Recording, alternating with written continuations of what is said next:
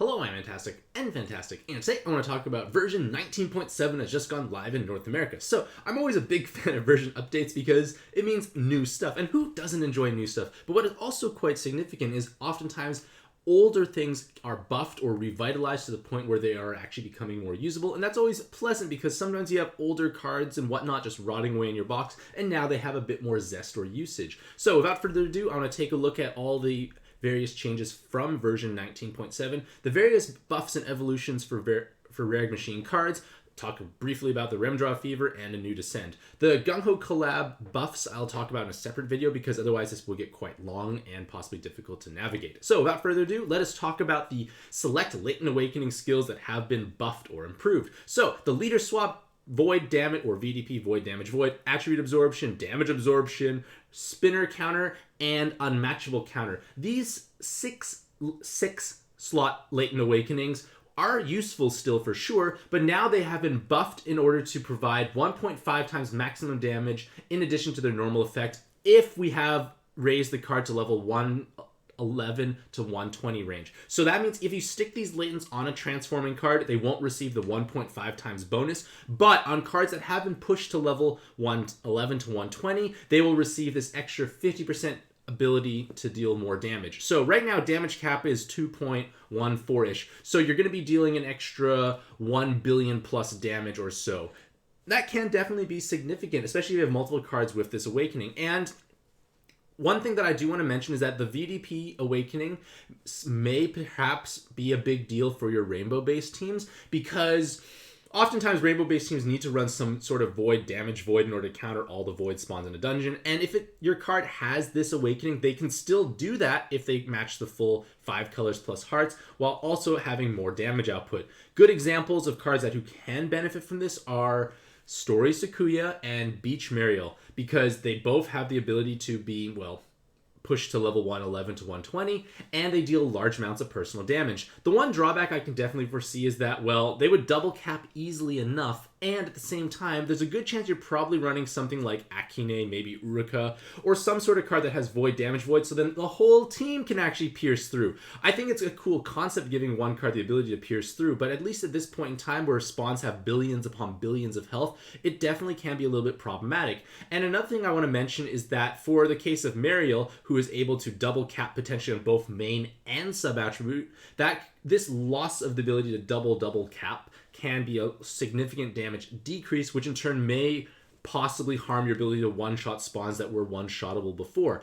I think that definitely can be a little bit problematic, but at the same time, it's nice to see that these awakenings have been buffed. I definitely can see them being utilized to improve the usage of various teams, especially cards that may not necessarily do enough to double cap, but may on occasion hit a little bit harder, and they're running these Latents anyways. Naturally, the Poison and Jammer Surge didn't receive these buffs because they were already so strong to begin with, but it's a pretty nice, exciting time all around. And again, you don't have to farm a new one of these Latents, they just exist. And again, if you fuse it to a card that is 111 to 120, they will receive the extra 1.5 times bonus damage. The rank requirements have been removed from multiplayer story mode and helper feature. Okay, cool. The good chance you're probably high enough rank that it didn't matter.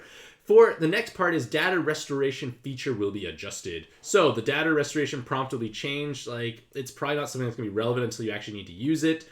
It's not much point to talk about it. Then I'm going to talk about the Evo skill will be implemented. So in the future, not exactly at this point in time, but sometime in the future, we will be receiving cards that have multi-step evolving active skills. So for the instance of Taula, her evolving active skill in the future will be her regular active at the very beginning, and then it'll be upgraded to something better on its second usage. This definitely gives more value to these cards because you now have the ability to potentially unlock more valuable aspects. For Taula herself, she gains the ability to have orb movement time alongside of her attack buff and full bind, awoken bind, and unmatchable. So she's now a 7-turn cleric, full cleric I should say, that gives an attack buff and a movement time buff. Definitely a significant buff and upgrade overall. And remember, you don't get the movement time buff until you use this active skill for the second time. So you enter a dungeon, you have inherited something on top, you use the inherit, you still haven't used the base skill once, you later on use the base skill, cool, now it's ready for the second, it's charging up to the second usage, and then the second usage will have the buff. It's an exciting aspect overall. It's not available in game yet, but it's coming soon. And then there's some general improvements where like gems will be available in the monster exchange. So we have several other gems that can be acquired via monster exchanging, which I guess can definitely help if you can't clear or play those dungeons, or just maybe convenience sakes.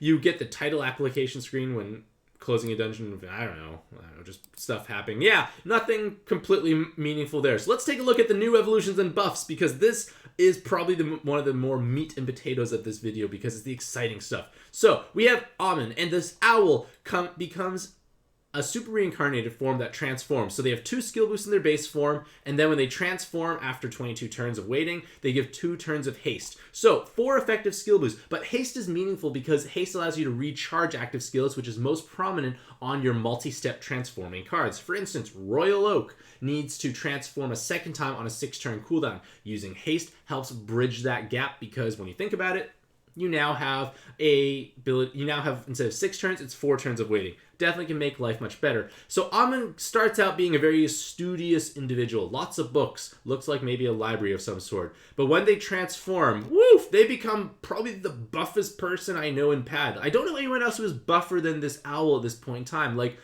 he can definitely ask, do you lift? And no one will be able to lift more than him, I feel. And in fact, if we take a look at his stats, a pretty meaty health stat, reasonable health stat, pretty decent sized attack stat. Remember, this is going to be above 4,000 with your plus points.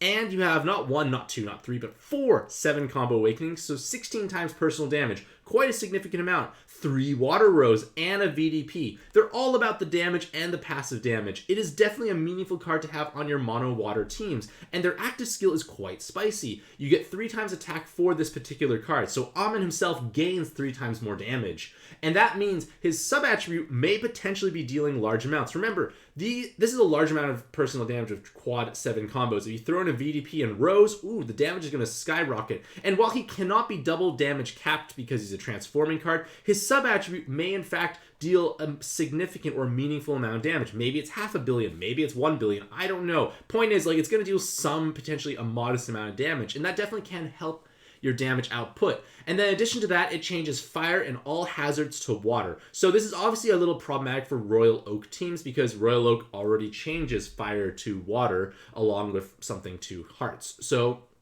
obviously it has bad overlap there. So where I feel it can be most meaningful is using Natsuro paired with Royal Oak. Natsuro gives you the 7x6 board, which makes everything easier for sure. And then you're basically going to use Amon alongside Natsuro and then Royal Oak on a different turn. This can definitely be valuable because now you have the same red to blue with Amon, and you have Natsuro's active skill following up with another +4 water and heart orbs. So it's going to be a great way to like just keep cycling active skills. And what you can even do potentially is inherit something meaningful over top. You can let him overcharge and then utilize the active seal, because it's only a 2-turn cooldown. So it does give you that flexibility of having a low base cooldown. You can inherit something that provides value for yourself on top, which may make your life much easier. I think this is definitely quite an exciting card overall, especially the fact that it's a Pantheon. Just be mindful of the fact that they don't have a sub-attribute. So if you're trying to play through Shura 3, you are not going to have the extra benefit of having a sub-attribute cover a different color.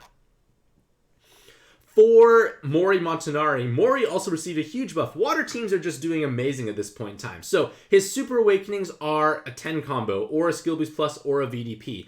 And he has 4 skill boosts to begin with: a Super Jammer Resist, Skill Bind Resist, 10 combo, and 3 Water Rows. So with double 10 combo and it's going to be an okay attack stat. Double 10 combo is going to do large amounts of damage. Rows are going to help everyone do more damage. Super Jammer Resist is always a meaningful aspect. And the best part is they are red sub-attribute. And like I mentioned, if you're playing through Shura 3, you need to have you need to have color coverage. And for red is oftentimes a little bit of an awkward color to cover. Like Suo does exist, Shizumaru exists, Chun-Li exists, but at the same time, you may not necessarily have those cards because those are all high rarity, non-rare machine cards. They're from like seasonals or collabs. So maybe difficult to have. So red could be possibly an awkward color to cover. Whereas Mori is a Pantheon, good chance you have one. And they're definitely going to be a great option overall, just from the Awakenings point of view. Huge amounts of skill boost, large amounts of personal damage, passive damage, and a super resist. All good stuff all around. Just, I guess, no movement time could be a little bit of a drawback, but you probably can find workarounds for it.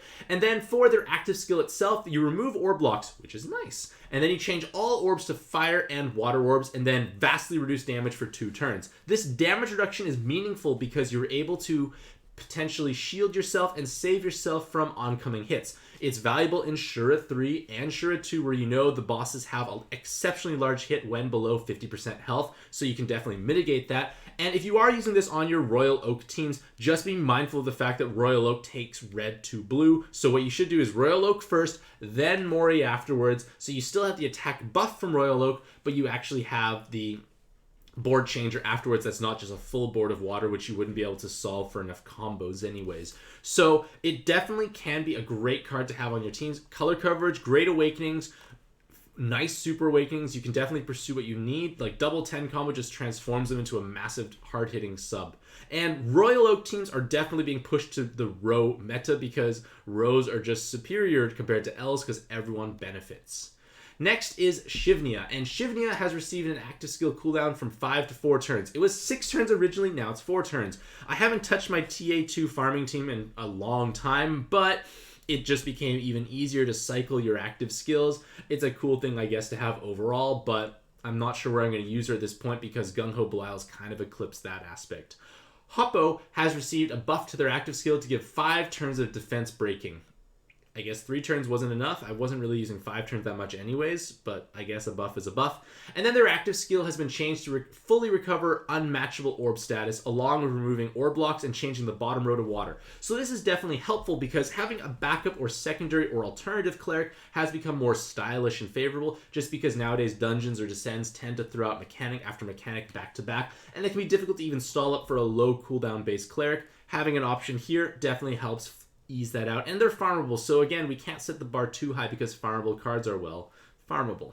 Their leader skill has been buffed to have a bit more damage reduction, but not going to surpass other options. Ney in her base form has received a buff to her awakenings to have a bit more personal damage, which I guess is nice. She does have potential for 10 combos, so then with 777 and a 10 combo, huge amounts of personal damage, but at the same time, I'm trying to think, like, can we truly justify her usage? Because if you look at her active skill, you fully recover health, bind, and delays enemies next turn for 2 turns. It's just regular bind, not awoken or unmatchable, and then changes the board to all attributes and heals. So I don't feel like we could utilize her very well in this form, and in all honesty, I'm much more interested in her weapon assist, which got buffed. So the active skills that affect the base form also affect the corresponding weapon assist because they share the same active skill. Red Ney has an active skill being buffed to have fully recover HP, bind status, delays enemies for 2 turns, and changes all orbs to fire, water, fire, dark, and hearts. Okay, I made a mistake. It's not quite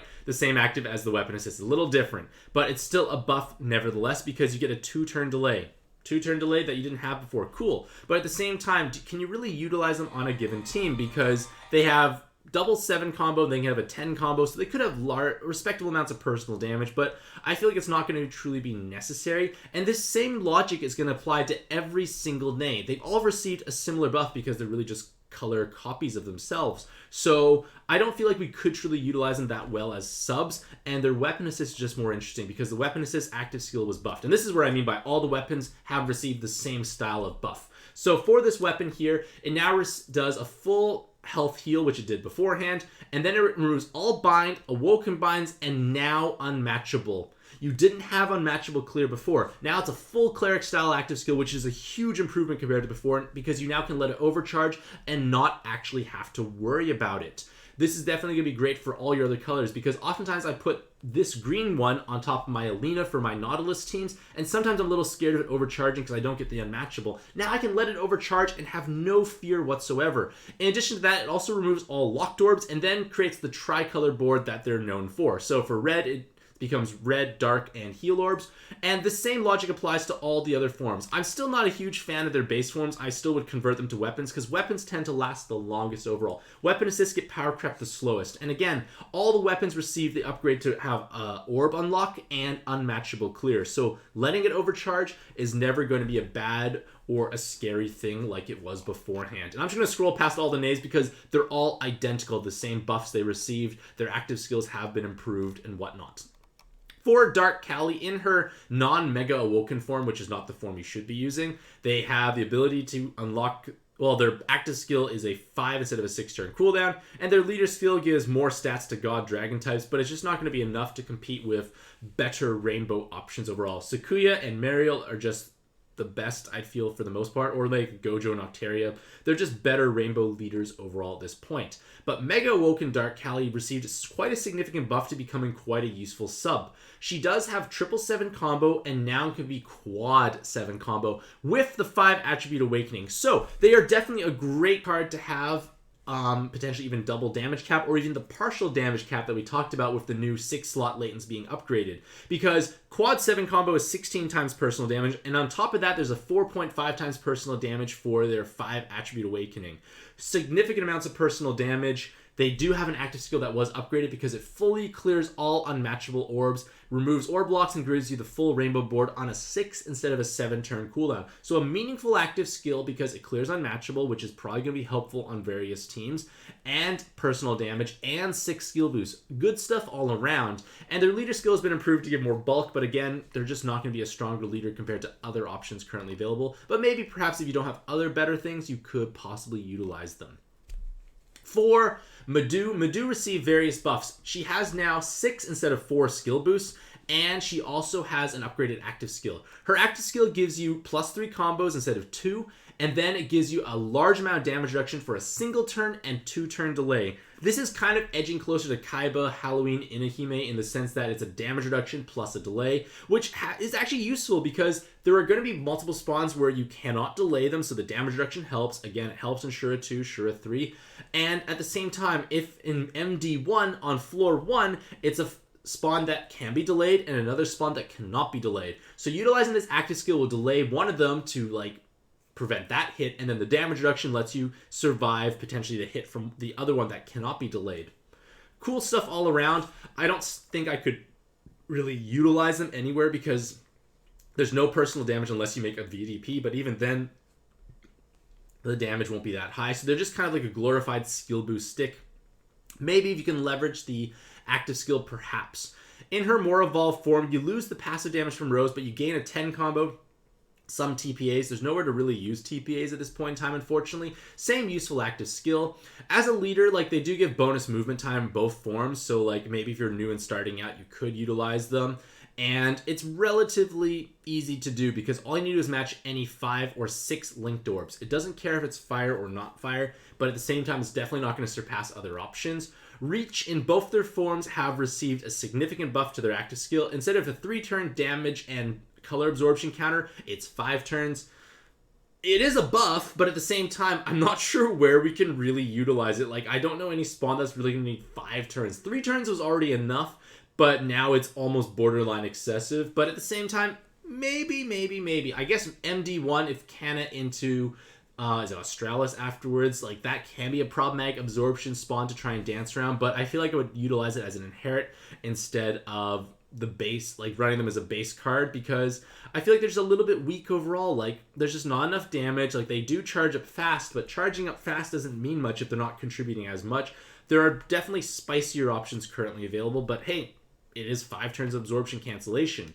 Zela's active skill now gives you +4 combos instead of 2. And then it gives you 80% damage reduction instead of 75%, I think it was before. So, yay, you do more shielding by a tiny amount. It was probably more than enough to survive anyways, but more is more. It can definitely be utilized to tank stuff. And remember, this active skill will be buffed for the weapon assist. So the matching weapon assist can be a useful Zela hat. And the Zela hat is oftentimes utilized on Nautilus teams, and maybe if it overcharges on a certain card, you can leverage the actual damage reduction to tank large hits. I guess cool stuff all around. Saline has been buffed to have better awakening. She has 2 instead of 1 skill boost now, and she does have, and more time extend.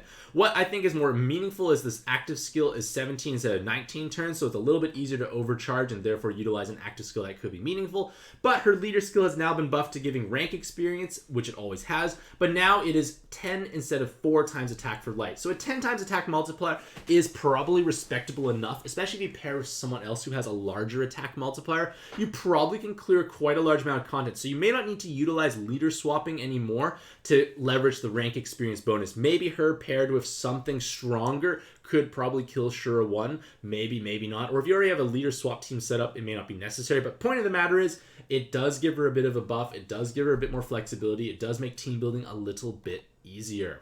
And then her evolved form, she has received 2 more skill boosts in total, which obviously is helpful. And then she still has the same killer output, but at the same time, I really don't think it's worth converting a single copy of Saline to her evolve form because it's just not going to be enough, I feel, overall. Like, you just have better options overall potentially in her base form because it's so unique, her leader skill. And if it had duplicate Salines, I would make her hat because there are not many weapon assists that give a dungeon boost awakening, and her hat does. For Varroa, in her base form, she does have a buff to her active skill, which gives you 20 times attack for this particular card, which is, I guess, pretty cool.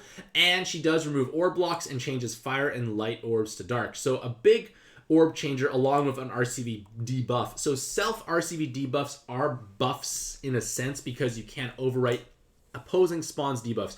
Say you get debuffed for negative 75% RCV for 10 turns. Use Varroa's active. You harm your own RCV for a single turn, but then there's no more problem afterwards. So it does give that nice flexibility there. And her leader skill has been buffed because it gives you 10 times attack with 5 combos instead of 5 times attack. You still have to combo to kill stuff, but you're much more likely to kill things, which I guess is pretty cool. Her Evolve form has been upgraded to now have a 10 combo along with 3 Dark Rows. So you might think, maybe this could be a strong, useful card for mono dark teams because rows are the way to go at this point in time. 10 combo means a significant amount of personal damage. Her sub-attribute is meaningful now because her active skill on a 5-turn cooldown gives you 20 times attack. So I'm going to pretty much go out on a limb and say her main attribute will damage cap. Her sub-attribute will probably damage cap. And in fact, maybe it may, if you give like double damage cap or the half damage caps with the other 6-slot latents, maybe she could still double cap or big cap on her sub-attribute. Point is, she can be a hard-hitting card. The drawback is her super awakenings don't give VDP, 10 combo, or any other offensive awakenings. Just the same like Cloud, Team HP, Tape, Team RCV, etc. So like a little awkward in terms of super awakenings, not as zesty as I would like, but it's still a useful active skill because it floods your board of dark orbs, it overwrites RCV debuffs, which I find is a little awkward sometimes to address on mono dark teams. And her leader skill has been improved a bit, but it's not that much overall, unfortunately. But the active skill is pretty wild in the sense that it's 20 times attack for that card. Fasca has received a buff to her active skill. Her active skill now gives you 2 times attack for the owning card. So Fasca, when you use her cleric style active skill that also gives you time buff, will now give her a self attack buff, which helps her to do more damage. Cool. Her weapon assist has also received the same upgrade.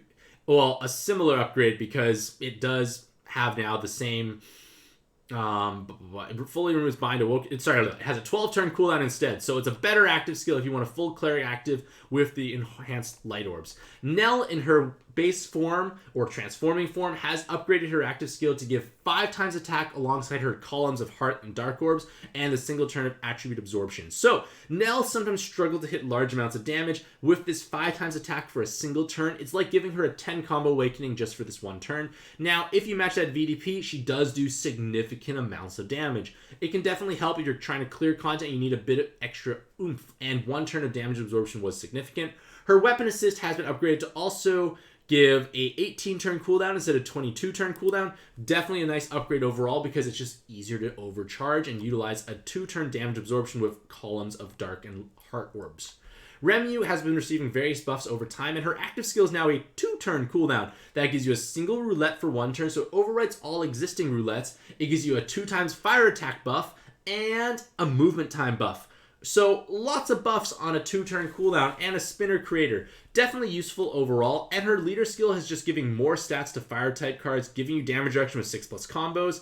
And you also get auto follow attack when matching 6+ linked fire orbs. Lots of Remus can, in theory, potentially system themselves and just give yourself lots of movement time, which means you can fish out lots of fire orbs, but you still probably want to have other cards available to make orbs because I feel like just fishing out of spinners is going to be a little problematic, especially if you consider the fact that you don't get huge amounts of movement time, but then again, you do get 2 times movement time with their active skill, so maybe you're probably going to be like, say, you had 8 seconds before, now it's 16. Probably enough to leverage it, but I still would like to have other orb changers. And Remu still does have a little bit of a drawback of not having personal damage unless she matches a VDP. Their weapon assist is still the same 14-turn cooldown, but you are now able to give 4 turns of damage reduction alongside of 4 turns of attribute absorption cancellation. So a great weapon assist for canceling attribute absorb. huge amounts of passive damage for mono fire teams or teams that can change fire to a specific color. I'll use Royal Oak again because Royal Oak received lots of buffs here. Royal Oak teams convert red to blue, so this weapon assist is actually incredibly helpful for those teams because you now will convert enhanced orbs to enhanced water orbs. But it now gives you damage reduction alongside of it, so I think that's kind of cool. It gives you a bit more flexibility as to how you can use this active skill. It can definitely be utilized to tank larger hits at the end or just survive or stall a little bit longer. Just more flexibility is never a bad thing overall. For Norza, it's unfortunate her leader skill got buffed. I would have loved for her awakenings to get buffed like in her base form or her active skill if that's even possible. But her leader skill now gives you 50% damage reduction instead of 35%. It's basically the exact same thing as it was before. You're not going to have enough effective health to actually tank stuff. Like, if we think about it, like, Sena gives a health multiplier alongside a 50% damage reduction. Norza doesn't give that health multiplier. And Sena is not even the bulkiest card around. The first thing I could think of that gives 50% damage reduction. So, it's like a buff for sure. You definitely can smash your way through certain content with a bit more ease, but giving it a health multiplier would have probably been a bit nicer overall, or just somehow upgrading, like change one of those 7s to a 10 combo, give her some skill boost in her base form. You could have possibly done something to make her a bit more exciting. Norza's weapon assist is still a 16-turn cooldown, but it also gives you half damage reduction for 5 turns. So 50% damage reduction for 5 turns could possibly be meaningful in certain instances where you need lots of damage reduction for a prolonged period of time. I still don't know if I could truly leverage it, but I guess it is a buff, and who knows, maybe one day we'll find a true use for it. Algae's active skill has now been buffed from a 5 to a 4-turn cooldown. That also gives you the ability to unlock the board. You couldn't unlock the board beforehand, now you do, and now you'll create the rainbow board afterwards. Cool, but I feel like there are just better options for Void, Damage Void, because it's only a single turn. Oftentimes I feel like you need 2 turns to truly succeed, and it's a transforming card with no skill boost in their base form. It's just harder to utilize cards like this. Like, the Great Witches definitely feel a bit older when it comes to transforming because they just don't give any benefits in their base form, so it's just harder to get them going. I feel like they're just stronger options currently available. For her weapon assist, it gives you the ability to fully recover health and then pierce through the damage void for 3 turns.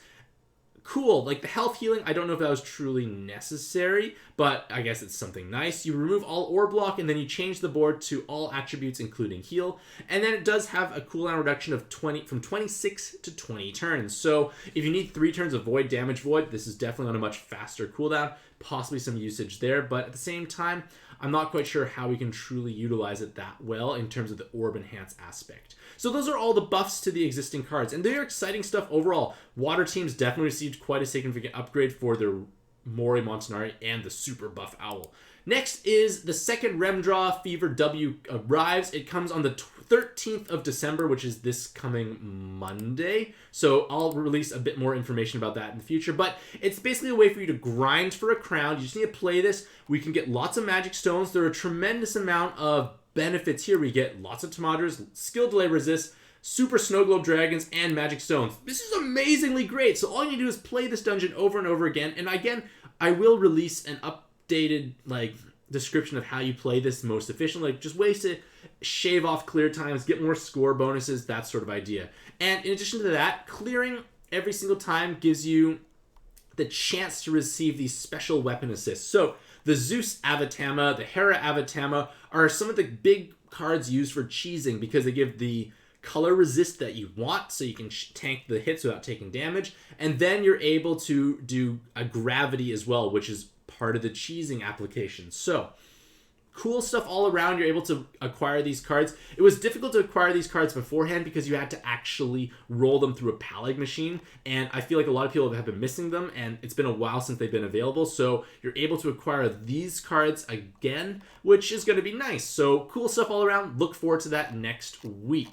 Yeah, there's not much to say in Remdraw Fever until I talk about it a bit more in detail when it comes out on Monday. And then finally, there is Khonsu Descended. Kind of like Amon Descended, you're able to clear the dungeon to access new evolutions for the 750,000 monster point card. In their new evolution, they have double 10 combo, lots of wood rows, potentially 4 skill boosts with super awakenings. So pretty nice stuff all around there. They have dark color coverage, which can be meaningful. Nautilus teams tend to only run Freya unless you have a couple other options, but there are not too many wood dark options available. So it does give players that option there. Double 10 combo will be damage capping with relative ease. The Wood Rose help you do more damage. The active skill gives you a board unlock, which is kind of useful if you don't have Celica available. You get a row of Wood Orbs, and then you make a row of Dark Orbs if your health is full. The Dark Orbs are probably not going to be helpful, so hopefully you're not full health when you use this. A 6-turn cooldown is definitely able to be utilizing other inherits over top of it. That might give you extra benefits. I feel like it's still a reasonably nice card overall. It gives you tape resist as well, because why not? So gives you more options and flexibility. And again, more damage for your whole team is never a bad thing. Their weapon assist, if you acquire their gem for the second time, gives you 4 Wood Rose and an attack wall above 50%. So the owning card gets more damage, and it's that same active skill, which I don't really want to overcharge. So the way I would utilize this weapon assist is if you have a card whose active skill you're going to be using over and over again all the time, this weapon assist can be helpful because you don't want it to necessarily overcharge. For instance, let's say you have, well, I'll use Nautilus as an example. Let's say you can inherit this on top of your Nautilus itself, and you know the dungeon doesn't have any binds, like say MD1. Like there's not really much in the way of binds outside the very beginning of the dungeon. So you're able to clear the binds on floor 2, and then you're able to give Nautilus himself more rows and significantly more personal damage. Is this better than Zela's hat? Probably not, but maybe it's a way to squeeze out a bit more damage output, because Nautilus tends to not have much damage output unless a VDP is made, but you oftentimes make rows, so having a bit more, 50% more damage is still significant, and then obviously damage for the whole team. So with that being said, this concludes all the various upgrades and updates for version 19.7. Lots of cool stuff all around. I am excited to try it using these new water cards for my Royal Oak team, possibly with Natsuru thrown in as well for 7x6. So with that being said, let me know what you think about all these buffs in the comments down below. Which cards are you most excited to actually utilize now that they've been improved upon and whatnot? With that being said, hopefully you'll have a truly fantastic day. I wish you all the best luck in your own pad adventures, and happy puzzling.